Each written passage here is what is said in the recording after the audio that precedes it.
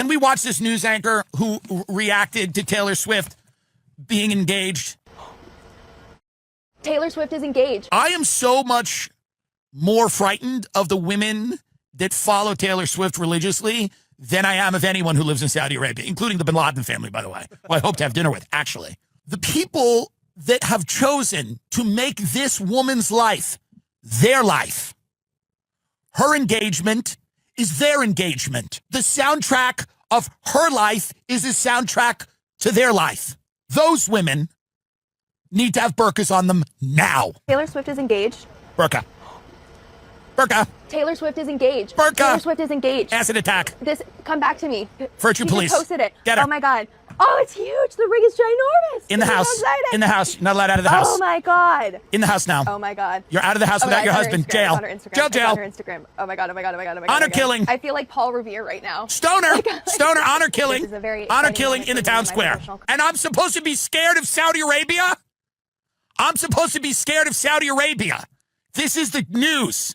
CBS News. If you broke down in tears because Taylor Swift got engaged to that vaccine shill, you need a burqa draped on you now, acid in the face. Here's something. All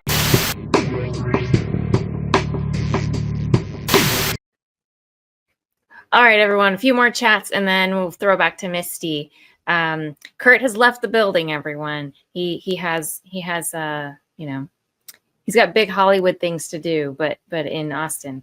So he won't be joining us for the rest of it, but we've got awesome Misty to carry us along. Let me get a few more of these in. We have a lot of chats today. You all had lots to say today. Vianticus Prime, to quote myself, and by the way, Vianticus Prime, I'm not sure these are in the order you wanted them to be. To quote myself, like the asshole I am, the true conflict in society is between those who want freedom from others and those who want freedom over others. Thank you, Vianticus Prime. Vianticus Prime, remember, when you join a political party, you must first swear and oath, or swear an oath, to support and defend the Constitution only when it suits you. And just these last two from Vianticus Prime, and then we're going to throw to Misty. It's interesting how people with Free Palestine in their bios cheer on the death of Charlie Kirk in the same way the IDF cheers on the slaughter of women and children. I mean, at this point, since they want to act pretty much exactly like Israelis, might as well stick a Star of David on the trans flag and start calling these people the trans DF. Thank you, Vianticus Prime. And with that one, we're going to throw to Misty. All right. I'm sorry that we lost Kurt. He had some fancy showbiz stuff to do. So you're stuck with just me, and I apologize. I don't like it either. I don't like being stuck with me either. So there you have it. We're stuck together, friends. And yeah, I agree with the Free Palestine people.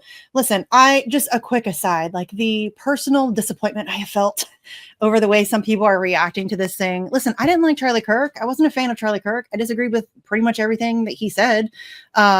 He didn't deserve to die for opinions, for sure. And it's weird to me that people don't recognize, people will say, oh, he was evil and he had evil opinions. Well, people say that about me. People say that about Jimmy. I've been called a Nazi more times than I can count. I'm a free speech activist, and I've been called a Nazi more times than I can count. So it's really in the eye of the beholder. And if we open that door where suddenly we're just like mowing down people that we don't agree with and deem, like somehow not worthy, it's just a really weird, slippery slope. And it's disappointing to see so many people fall for this, because it's very clearly just being used to divide people, and it's disappointing and sad and depressing. And there you have it. So, okay, enough waffling. So I wanted to move on. And by the way, if you're just joining us, welcome to the Jimmy Dore Show. I am your guest host, Misty Winston. Thank you so much for tuning in. By the way, Jimmy is on tour right now. So he has 2 shows tonight, one at 7, one at 9:15 at Zany's in Rosemont, Illinois. He's got a couple, same location, same time tomorrow night. He's going to be in Chicago, Louisville, and Fort Wayne, Indiana. And he's got some other dates following that as well. So you can go to jimmydore.com for all of the tickets. And also, don't forget to check out the special, Grab 'em by the Pussy. It is available on the website, jimmydore.com, and then also on YouTube and stuff like that. So if you haven't already checked it out, or even if you have checked it out, watch it again. It's funny. So definitely go and share with your friends, have some laughs. We could all use some laughs, seriously. Okay, so I wanted to move on to a story now from the Libertarian Institute that I thought was incredibly interesting. So this is from Brant Burleson, and he wrote an article, and it's titled, "I Helped Israel Propagandize American Christians." And yes, it's as juicy as you think that it is. So Sun Tzu wrote, "All warfare is based on deception. You have heard many stories about the Israeli government deceiving and manipulating U.S. officials, steering our country towards funding and even fighting their wars. Let me tell you one more. Israel exploits the religious beliefs of American Christians, fostering a certain flavor of fanaticism to empower a doomsday cult in a twisted effort to serve the interests of this increasingly genocidal apartheid state. I know this because I was a central useful idiot in this PSYOP." I love a good whistleblower.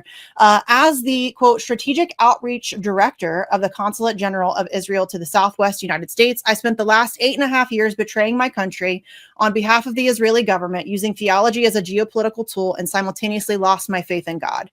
Premillennial dispensationalism, I can't say that word for some reason, is the Christian end times belief that all true believers will be raptured away to heaven, ushering in a 7-year tribulation period under the reign of the Antichrist, where those left behind will endure unspeakable suffering before the day of judgment and an eternity trapped in hell. Since Israel, and I love the air quotes there, plays a central role in this apocalyptic fantasy, adherents of this view are required to foster unconditional support for the contemporary Israeli government, which they view as a manifestation of biblical Israel.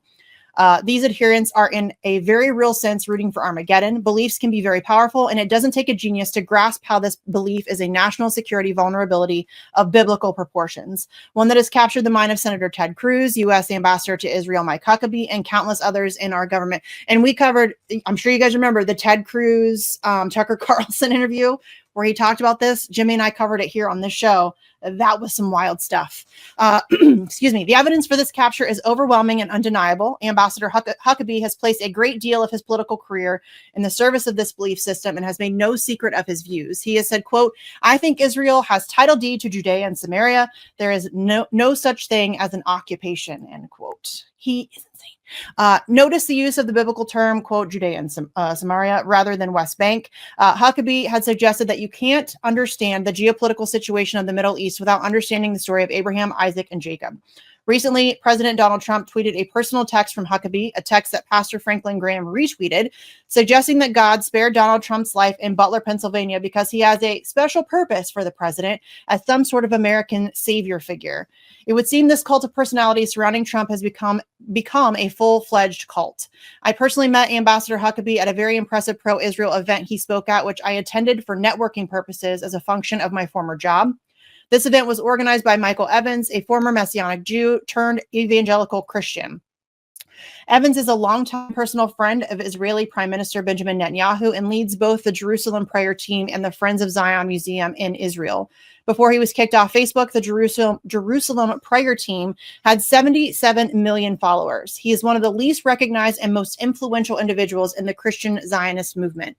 Ambassador Huckabee has even referenced Genesis 12:3 in his official remark, stating, quote, "I will bless those who bless you, and whoever curses you, I will curse. I want to be on the blessing side, not the curse side," end quote. This is the same verse that Senator Cruz, attempting to cite a book that is allegedly fundamental to his vision of the world, couldn't quite remember when he was being dog-walked in an interview with Tucker Carlson. And he really got dog-walked. That was so good. This is the filter America's foreign policy is being distorted through. Over the course of my service to the Israeli government, I utilized this verse countless times, incorporating it into all sorts of strategic communications and remarks that the Consul General would deliver or that I would deliver on behalf of the consulate at dozens of events. These events in Texas, New Mexico, Louisiana, Arkansas, Oklahoma, and Kansas range from what were essentially pep rallies for Israel at mega churches and speaking at the Sunday service, to Holocaust remembrance events, to appearances on Christian television networks like Daystar and Victory Channel, to pastors' luncheons where leaders representing dozens of congregations would be in attendance to hear briefings from Israeli diplomats. Among the headliners was former Israeli ambassador to the United States and current Minister of Strategic Affairs, Ron Dermer, who would explain why congregation leaders should support Israel and get their flock to support Israel by voting in elected officials who will unquestioningly do the bidding of the Israeli government. I even planned a delegation of pastors to visit Israel and specifically identified prominent leaders who had not visited the country before to go on a government-approved holy propaganda tour. One of these pastors sits on the board of the large Christian organization Promise Keepers and leads the Houston Mayor's Ministerial Advisory Board. Several occupy prominent positions in the Southern Baptist Convention, the largest Protestant denomination in America, whose leadership was recently embroiled in the systemized cover-up of sexual abuse. Over my time at the consulate, we would directly engage with no fewer than 4 leaders who were accused of sexually abusing women or minors. Not surprising. 2 of these cases we were aware of before reaching out, and this number would actually be higher had I not lied to the Consul General by saying I had reached out to some people they wanted me to when I never did. The U.S. Pastors Council and the consulate's support of the far-right Holy Land Redemption Fund Redeeming Land in the West Bank might be the most troubling thing that we were involved in. This group, led by Modi Isaac, acquires land in the West Bank under dubious circumstances to move more Israeli settlers in and change, quote, the facts on the ground. We met with Isaac at the consulate, helped to coordinate meetings between him and prominent pastors, and even did an online event with the group. One pastor I helped to connect to this fanatical settler project in the West Bank was elected to the city council of Houston. Another was Kenneth Copeland. You guys know Kenneth Copeland, I'm sure. You might remember him as the pastor who unsuccessfully beseeched God to give the power to literally blow COVID away. Copeland is worth an estimated $300 million at least, making him likely the richest pastor in the world. Modi Isaac told me that Kenneth Copeland has been a great donor to the Holy Land Redemption Foundation since we introduced them. And just quickly, I'm going to break into this article because we have a kind of hilarious video. It's a little funny and a little terrifying of Kenneth Copeland. And he has what I call Manson lamps, which are crazy eyes. And this is a very telling video of Kenneth Copeland. So here we go. And I prayed about it and I thought, I'm not missing that dedication in Jerusalem. Without the airplane that we have that I bought from Tyler Perry, and I didn't pay anywhere. And Tyler's one of the greatest guys. He made that airplane so cheap for me, I couldn't help but buy it. Well, my question then, okay, all right, but I want to get to the demons because people are very concerned about that comment. Give me a chance here, Inside Edition. Okay. I love your eyes. And here's what happened.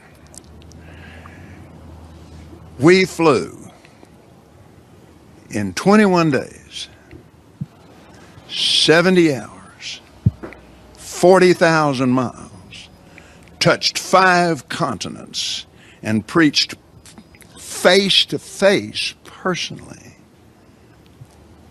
with 125,000 people. Do you ever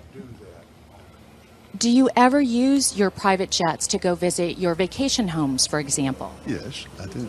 Okay. Again, getting back to the comment, you said that you don't like to fly commercial because you don't want to get into a tube with a bunch of demons. Do you really believe that human beings are demons? No, I do not. And don't you ever say I did. We wrestle not with flesh and blood, but principalities and powers. Can you explain what you meant by that term then? Just explain, because it's really simple. You said you didn't want to get into a tube with a bunch of demons. What did you mean? Well, let me ask you. So there he is justifying his use of a private jet that he bought with funds from members of his church because he doesn't want to fly with demons. So there you go. There's that. Okay, so where is my... There we go. So that's Kenneth Copeland. I just wanted to let you guys know who that is. So while there are many Israeli partners of these Christian Zionists who are fanatic themselves, consider Defense Minister Israel Katz's recent post about bringing a plague of the firstborn. Many Israeli partners engaged in this in a completely cynical manner. Larry Hutch, pastor of New Beginnings Church in DFW, Dallas-Fort Worth, is a rock star in the Christian Zionist movement. He once remarked, quote, "If we lose Jerusalem, what I believe with all of my heart, if we lose Jerusalem, we will delay the coming of the Messiah. That's why the enemy in the spiritual world, Satan, wants to get rid of Jerusalem, because whether you think he's coming for the first time or the second time, what everybody knows is he's coming to Jerusalem," end quote. Early on in my time in the consulate, I was traveling with Counsel Daniel Agranov to one of those aforementioned pep rallies for Israel at New Beginnings Church that was organized in partnership with the Israeli Allies Foundation, a pro-Israel DC-based lobbying outfit, of which there are many. Counsel Agranov, Pastor Hutch, and Senator Cruz were all scheduled to speak. When riding in the car on the way to the church, I explained the premillennial disposition. I cannot say that word, you guys. It's like not even working in my mouth. A dispensationalist, holy shit, theology that underpins much of evangelical support for Israel to Counsel Agranov. He responded, quote, "These people give me the fucking creeps. What happens when they go back to thinking their God doesn't like us again," end quote. This was about an hour before he would take the stage and say how grateful he was for Christian support while exclaiming, quote, "Israel prays for peace," taken from the remarks I wrote. The last I heard, Daniel Agranov is still an Israeli diplomat. The largest of these pep rallies for Israel is the annual, quote, Night to Honor Israel, hosted by the founder of Christians United for Israel, Pastor John Hagee of Cornerstone Church in San Antonio. The Council General would speak at this event every year, usually delivering remarks that I wrote. Here is an example. "I can already hear the false charges of anti-Semitism," and he links there, by the way, if you want to go and check that out. He links to quotes that he had written from a speech for that. He says, "I can already hear the false charges of anti-Semitism coming my way. Consider Mohammed Ibrahim. He is an American 16-year-old who has spent over 6 months in an Israeli dungeon in the West Bank, unable to speak with his family because he allegedly threw rocks in an empty street. It has been reported that he has lost 25 pounds and developed scabies. His cousin was beaten to death by Israeli settlers. They were supposed to spend the summer working in an ice cream shop in Florida. But just a few weeks ago, Tom Alexandrovich, an Israeli government official, was rounded up in a sting operation for soliciting sex from a minor. He was released on bail and fled back to Israel." We covered that here. The juxtaposition on display is as jaw-dropping as it is shameful. Israeli officials doing government work come here looking to rape American children in some disgusting act of sex tourism and are released. Meanwhile, American children rot in Israeli prisons with no meaningful due process. This goes on with indifference from your government as they funnel more and more of your money to God's chosen government. Don't let anyone ever tell you that you are a bigot for being bothered by the state of affairs, and don't let anyone ever tell you that this government speaks for all American Jews, or even all Israeli Jews for that matter. I'm not saying that you need to become an atheist like me, though I would encourage it. I am saying that if an entity can hijack your faith, they can use it to hijack your government. You would be wise to be on your guard. And yeah, I think we can all agree with that. And I just thought that that was a really interesting peek behind the curtain. I think we all know that Israel, not just with Christians in this country, Israel has been doing a very good job over the course of, I mean, really since their inception, of controlling the narrative, especially in the West, of control. I mean, people are going to come for me because, oh, you're saying Jews control the media. Well, I mean, Zionists do, or they did, at least mainstream press. That has, I mean, that's really just reality. And that has fallen away now, thanks to social media. But I just thought that this was an interesting peek behind the curtain into how they operate, and the way that they position themselves in certain groups. And, you know, it's just very slimy. And the way that they are manipulating people and using faith, which I am also an atheist, but using faith in this way, and as we mentioned earlier, using like Judaism as a shield, it's so cynical and gross to me that I just think it needs to be called out more often, the way that they are using this against people. So definitely go check out that article again at the Libertarian Institute. They do great work over there. My friend Kyle writes over there all the time. So go check them out for sure. Okay.